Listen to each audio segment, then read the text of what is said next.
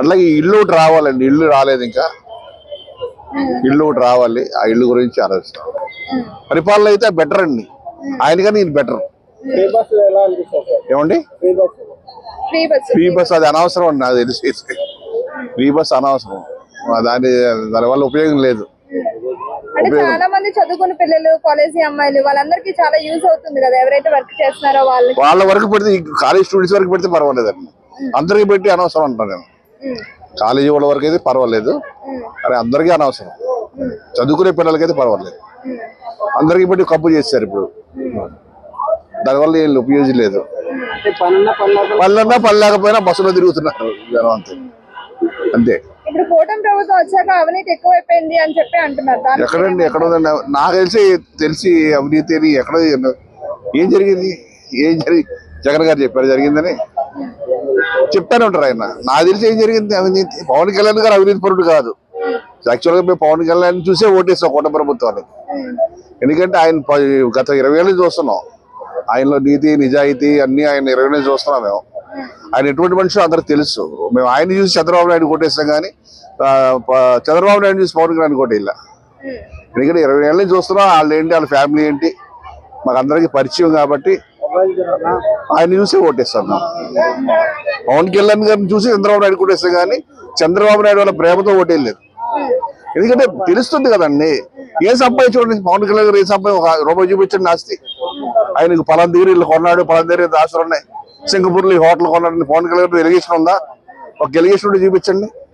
ఏం లేదు. ఆయన ఇచ్చే మనిషి కానీ తీసుకునే మనిషి కాదని అందరికి తెలుసు. ఇది ఓపెన్ సీక్రెట్, అందరికి తెలిసిన విషయమే. పవన్ అది చెత్త సార్, అది చెత్త ఆలోచన. అది ఏమి లేదు సార్. మావిగాన్ అంటే ఏంటంటే పెట్టుబడులు రావండి. మేము చూడండి, అక్కడ బిల్ పాస్ అయిన రోజే మావిగానే పెట్టాడు. అంటే ఏంటి, దీని అర్థం ఏంటి? పెట్టుబడిదారులకు హెచ్చరిక పంపాడు. అరే పిచ్చబొండా కొడకలారా, మీరు పెట్టుబడి పెడితే పోతాయి, అన్ని వెనక్కి పోతాయి, నాశ అయిపోతారని హెచ్చరిక పంపాడు తప్ప మావిగాన్ వల్ల ఆయనకి తెలిసి ఉపయోగం లేదని మాకు తెలుసు, అందరికీ తెలుసు. కాకపోతే పెట్టుబడిదారులు భయపడతారని చెప్పి అమరావతి మీద పెట్టుబడి పెట్టడానికి ఇలాంటి విష ప్రచారాలు ఇవన్నీ. ఇప్పుడు మావిగాన్ అన్నాడు, పెట్టుబడిదారు ఏమవుతుందండి? రాడు కదా, భయపడతాడు కదా. మరి జగన్ గెలిస్తే పొరపాటు కూడా మా అభివృద్ధి ఆగిపోద్ది అంటాడు కదా, మా లాగేసుకుంటాడే అనుకుంటాడు కదా. ప్రజలు కూడా భయపడతారు అలా చేస్తే.